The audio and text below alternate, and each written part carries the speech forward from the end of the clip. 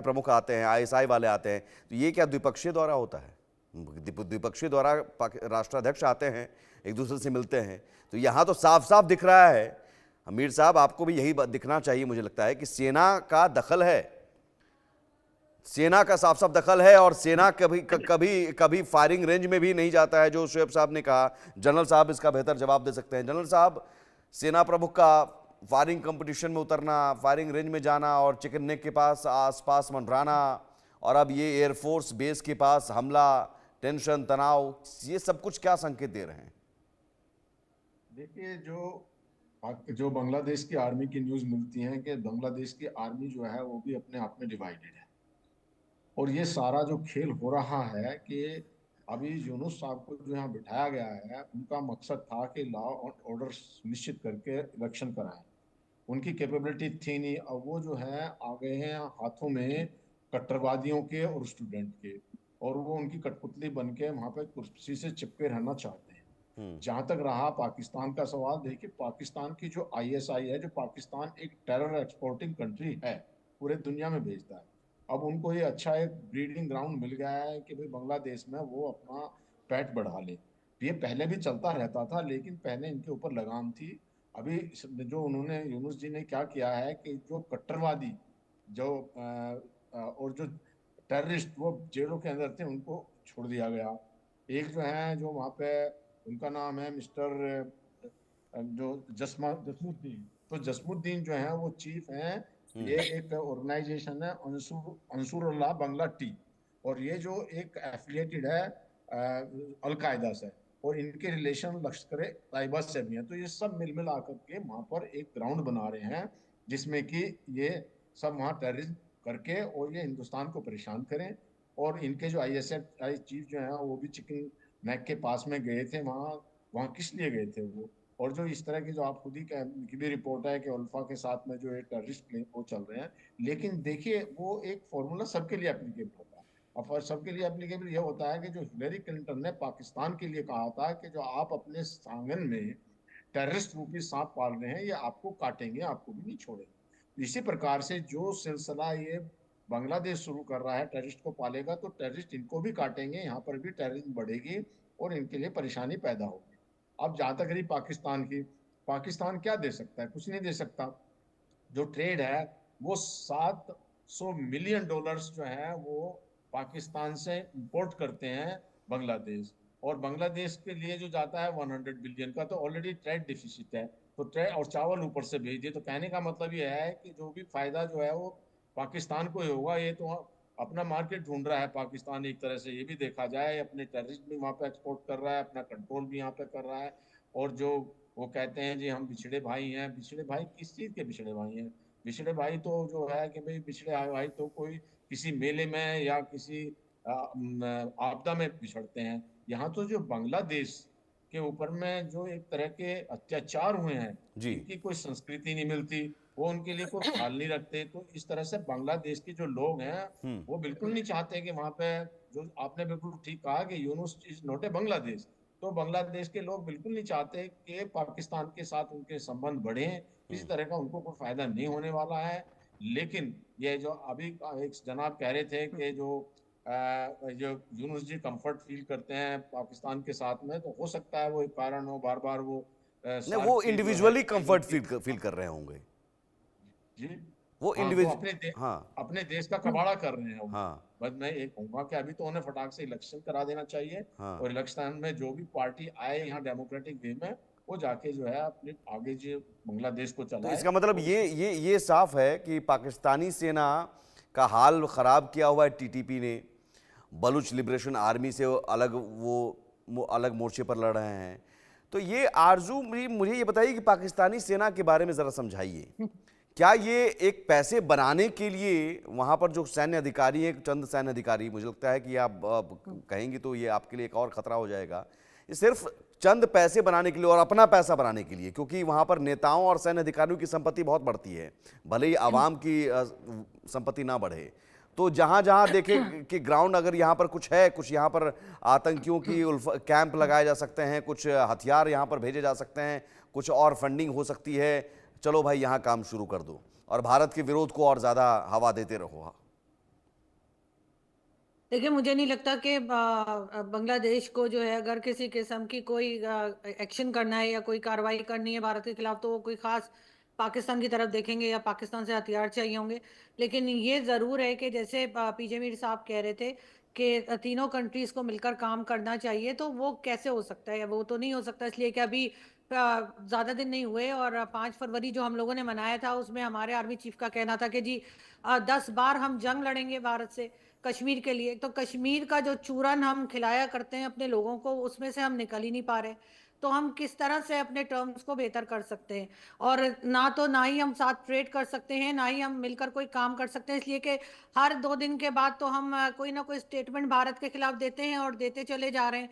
उसमें हम कहीं से भी रुकते हुए दिखाई नहीं दे रहे। जहां तक बांग्लादेश के लोगों की बात है, मुझे नहीं लगता कि वो 71 को भूले होंगे। और हमारे बहुत से सीनियर जर्नलिस्ट और एनालिस्ट जो हैं, जिसमें हसन निसार साहब भी शामिल हैं, उन्होंने बताया है, अपने टीवी शोज में कहा है कि बांग्लादेश हमारी वजह से बना है। हमने इसमें कोई भारत का इतना रोल नहीं है जो क्रेडिट आप लोग लेते हैं, बल्कि जब बांग्लादेश नहीं बना था तो जो वहाँ के लोग थे उनके साथ हमने जो कुछ किया, जो गलत हरकतें हमारी थी, जी। हम जिस तरह से उन्हें डिग्रेड किया करते थे, इस वजह से बांग्लादेश बना है।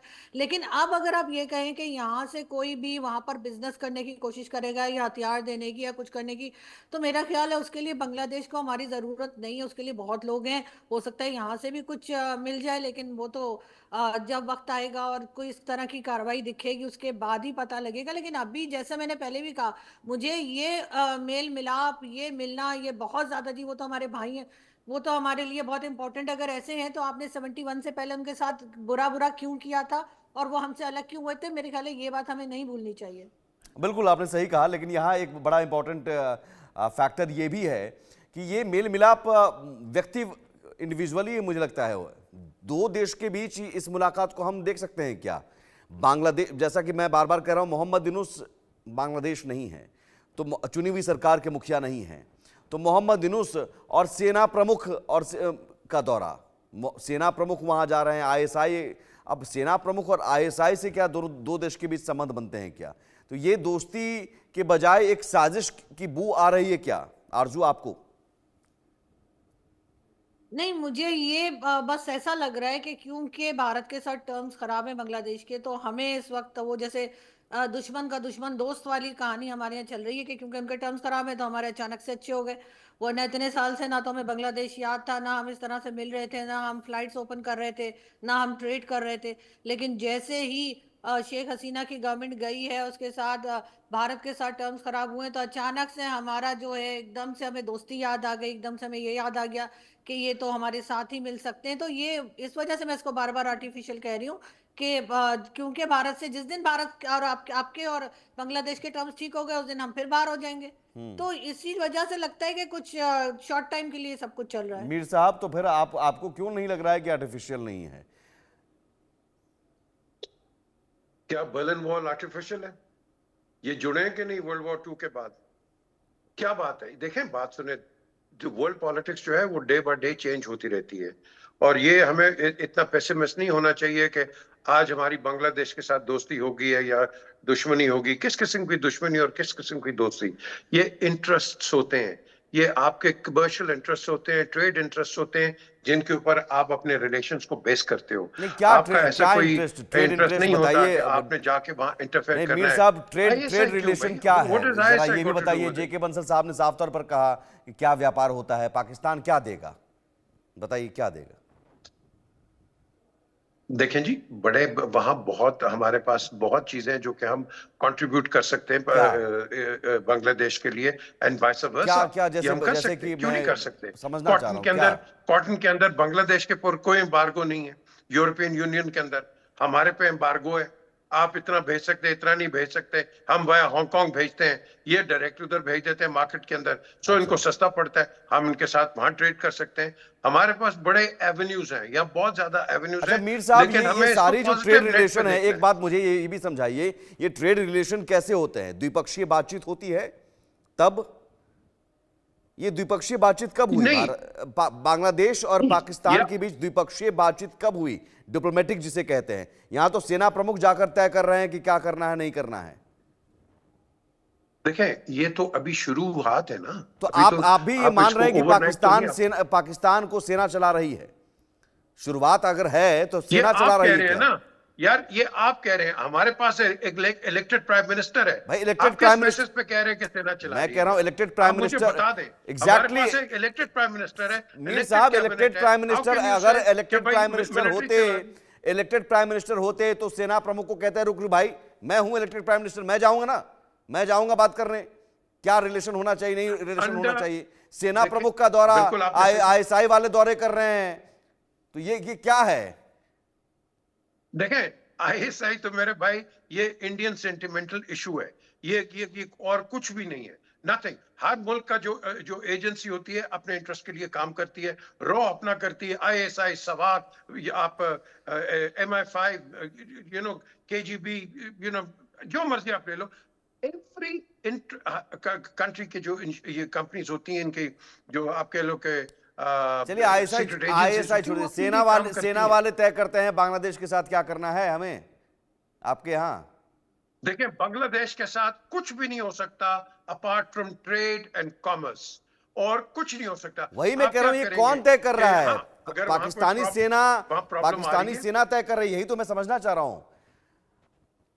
शहबाज शरीफ बांग्लादेश आए हैं क्या? जी जी, शहबाज शरीफ का दौरा हुआ बांग्लादेश में? होना चाहिए। अच्छा, उससे पहले सेना नहीं, उससे पहले सेना के अधिकारी आते हैं और उसके बाद फिर चावल भेजा जाता है और ट्रेड रिलेशन बहाल होते हैं, तो सेना वाले तय कर रहे हैं फिर आपके यहां सब कुछ।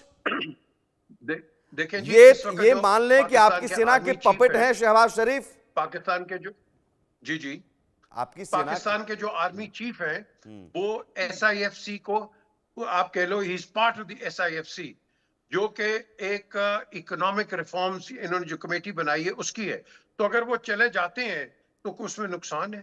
अगर कोई नुकसान नहीं, आपने खुद कहा कि हमारे यहाँ इलेक्टेड प्राइम मिनिस्टर है शुएब चौधरी साहब, ये क्या है? लेकिन उससे पहले आरजू काज़मी मुझे लगता है इसका बेहतर जवाब देंगे। क्या है ये तो साफ दिख रहा है कि सेना वाले चला रहे हैं, सेना वाले तय कर रहे हैं। शहबाज शरीफ तो चलाता है और एस्टेब्लिशमेंट को सारी दुनिया देखिए, हमारे यहाँ मैं ये जरूर कहूंगी, हमारे यहाँ जो है वो हमेशा जो है वो सिलेक्टेड प्राइम मिनिस्टर होते हैं, इलेक्टेड नहीं होते। वरना जिस वक्त नवाज शरीफ साहब का मैंडेट था उस वक्त इमरान खान प्राइम मिनिस्टर थे, जब इमरान खान का मैंडेट था तो शहबाज शरीफ साहब प्राइम मिनिस्टर हैं। तो यहाँ पर इलेक्शन का या वोटिंग का या वोटर्स का कोई खास इंपॉर्टेंस है नहीं पाकिस्तान में।